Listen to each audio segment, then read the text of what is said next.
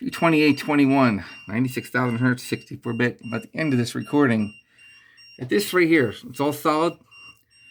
My EMF meter spiked up well over 200. A lot of energy.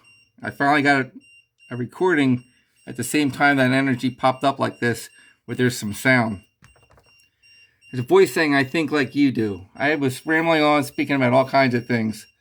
How this is still Jeremy's home.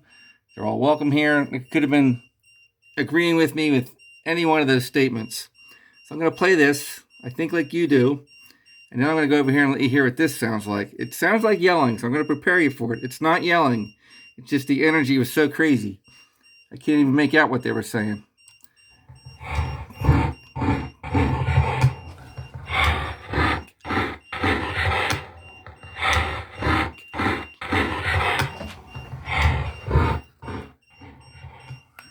And here you go. It's going to sound like a yell.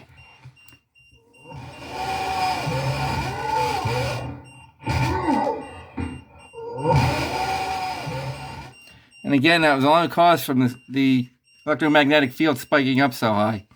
Here's my voice. Slow and low like always.